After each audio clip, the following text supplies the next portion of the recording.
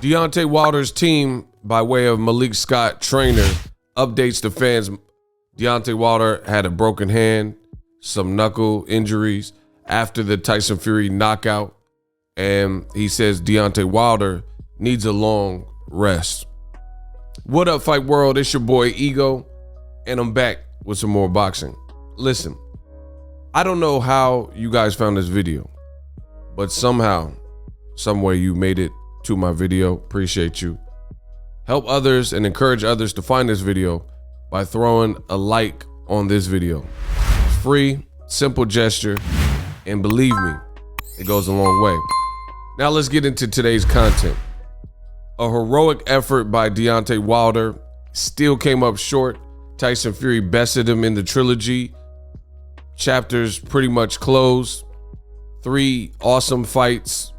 The third fight was probably the most insane because of the intensity, the pacing, the level of action. And Tyson Fury defeated Wilder to close the chapter of the trilogy. Malik Scott did an interview with ES News. Shout out to my guy. And I'll put the link in the description.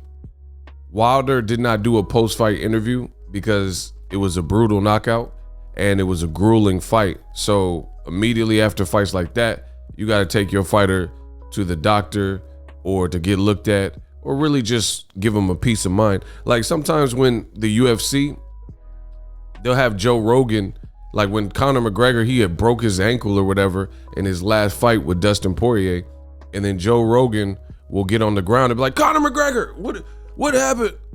And it's like, man, this dude's ankle is broken. You know, maybe they should take a look at it and instead of doing a post-fight interview. But, you know, in this age of social media and stuff, sometimes anything is done for clicks. So we haven't really heard from Wilder, and we're not going to hear from Wilder for a little bit of time, according to Malik Scott. So this is what Malik Scott, I got some pool quotes. This is what Malik Scott said about his brother and his fighter. He says, Wilder, he's good. We saw the doctor afterwards. Everything was cool.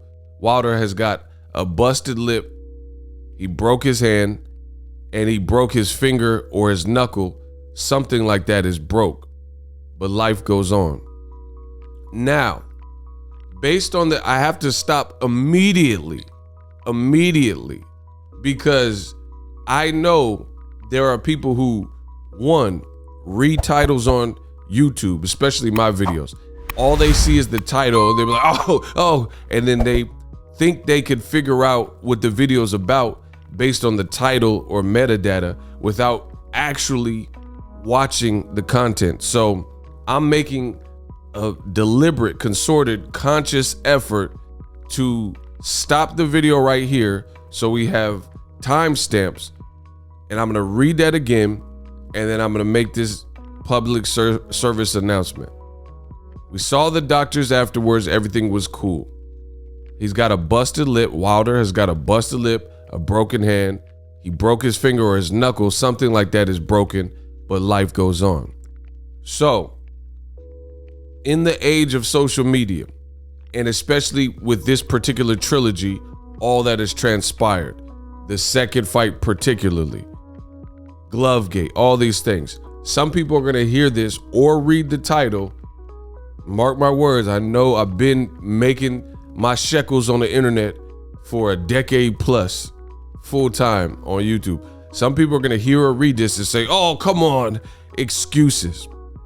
Nowhere in here in this interview or in my video right now are any excuses being made for Wilder losing, which I'll talk a little bit about the fight after I get these quotes out.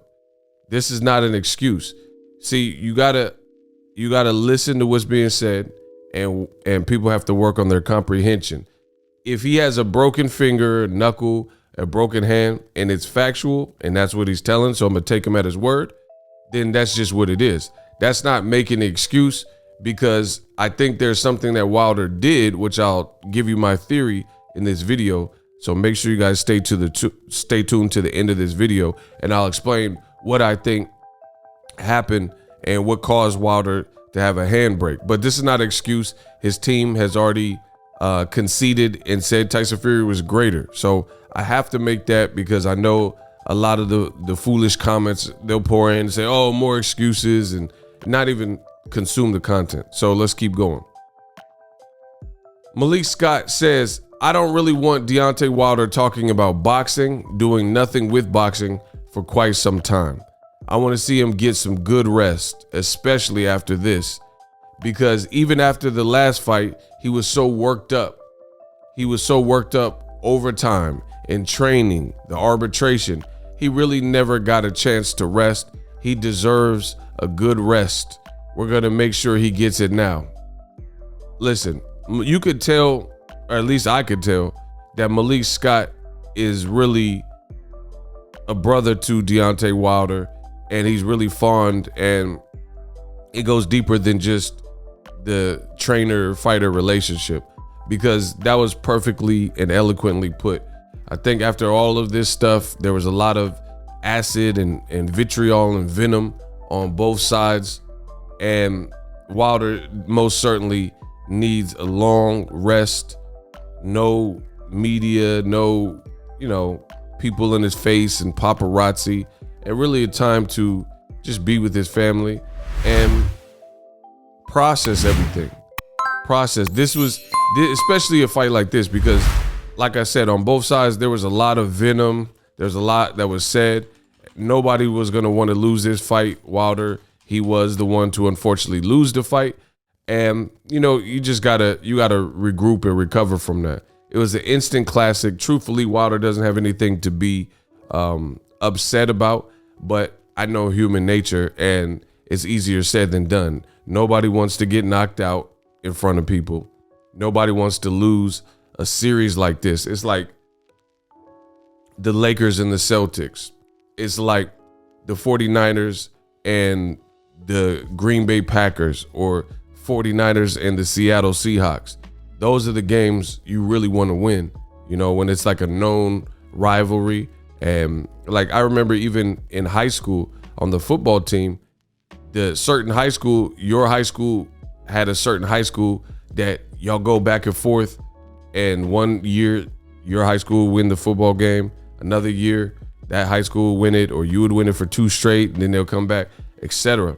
So at the end of the day, those are the games that nobody wants to lose. So for Wilder, he did take some punishment, a lot of punishment in the fight, back straight up.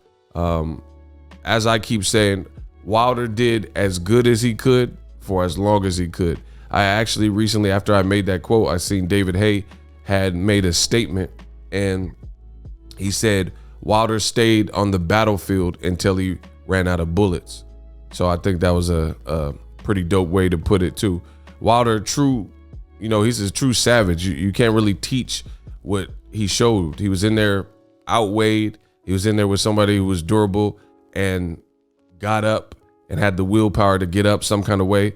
Wilder, even tired, he sent Fury down with a heavy shot, and Fury somehow was able to get up again, and this is probably why they decided to come in higher and add weight, things like that, because that too has to be discouraging for a guy like Deontay Wilder. Fury is an animal in that sense, because he got up 3 times when Wilder puts people out in one, once he connects.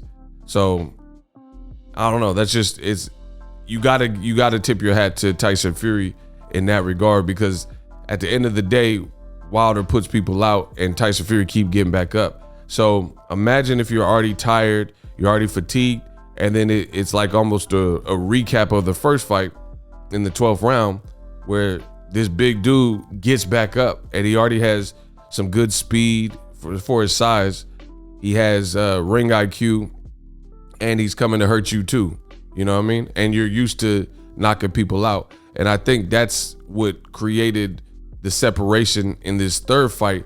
Is the bottom line is Tyson Fury, he was able to be who Tyson Fury is and have that fluidity. Everybody knows that Tyson Fury is a good boxer, and he lets his punches go, and he's able to sustain and keep that up even at the higher weights.